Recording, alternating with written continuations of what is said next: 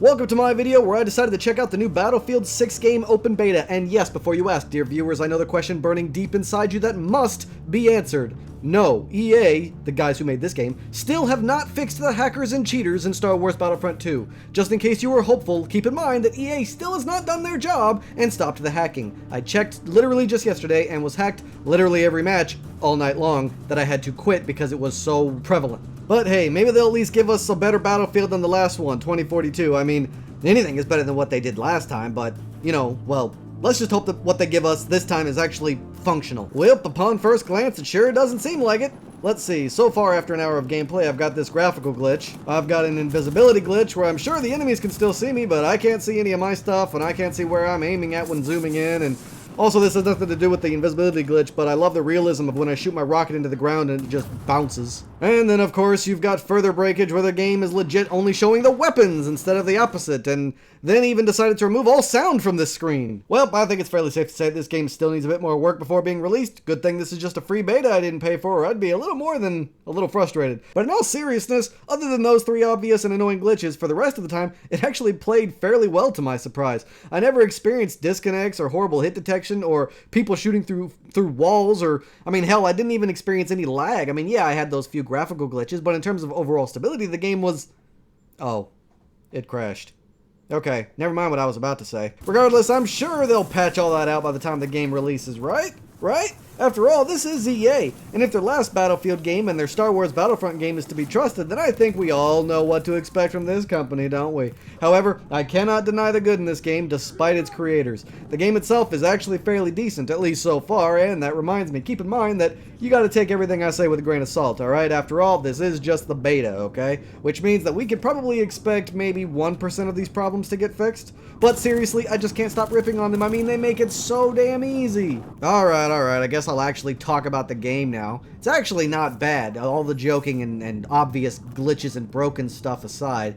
I mean, the gameplay is rather fluid, smooth, with combinations, key bindings, and general mechanics that are actually fun and they feel good to play with. As I mentioned earlier, there is good hit detection, which helps you really get engaged into the actual aspect of the FPS idea of the gameplay and the genre. With decently designed maps, at least in my opinion, though perhaps they may be a bit too small and tight to move around in, but the game did bring back something pretty awesome, which is the destructible environment. I mean, this was pretty cool, and it really made the game feel more alive and a lot more hectic. I mean, I was just sitting there trying to cover an alleyway, and next thing I know, there's a loud noises of going on around me and a whole damn building falling on my head, so that was pretty good. Speaking of pretty good, I think the game looks pretty good. I mean, it's not the best I've ever seen, but it's still decent enough with good colors, shading, shadows, and attention to detail.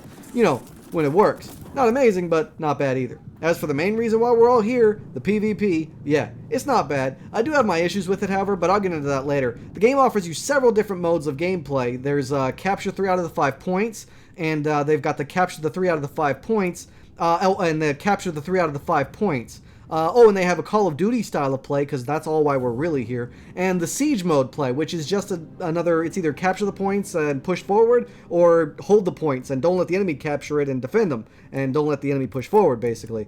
With a few others here or there, but honestly, I just don't care anymore. I mean, the modes are the same thing I've seen recycled over and over again, so that's probably the biggest issue I've got with it. I mean, I just don't have any real desire to play the game with these exact modes again.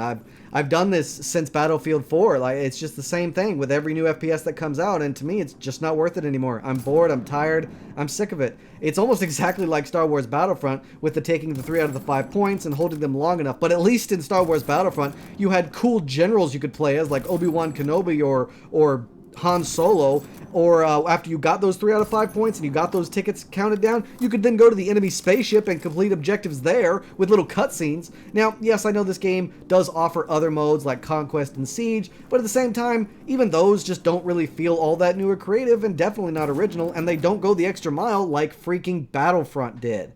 Now, the gameplay, overall, I think I like it. I mean, enemies don't feel like bullet sponges, at least to me they didn't. The game offers you a way to customize your search for what kind of matches you're looking for, which is actually a newer feature that I actually like. It also has a more in-depth customization in terms of classes you want to play with, as well as the attachments to weapons and whatnot, so it really gives you a lot of freedom to just literally create the type of style you want and then have it saved so you could just use that for whenever you're in this kind of gameplay mode or whenever you're in this kind of mood, you can play this way. The game has a unique and interesting revival mechanic where you can actually drag your allies to safety while reviving them. And this was actually one of the cooler things with the game that I found, as I'm sure you might have noticed somewhere in my video, at least I hope I've got it in here somewhere. But the game also offers you a single-player campaign, not right now of course, but they say that the game will have one upon release, so here's hoping. But the guns feel good, the vehicles feel good, the abilities feel good, and everything plays really well too. And I mean, that's kind of the biggest thing this game has going for it, the gameplay, since that's what you're going to be doing the entire time. And I gotta admit, the gameplay is actually pretty solid and seamless, as well as fun and even a bit immersive at times. I'd also like to make special mention of the sound quality overall, of the sound effects of the guns, the tanks, the vehicles, the environment that's going on around you, the people talking.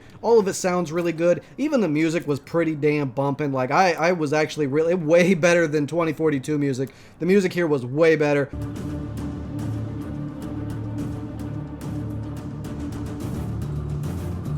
So I definitely want to make special mention of the overall sound design here. They actually did a really good job on that too.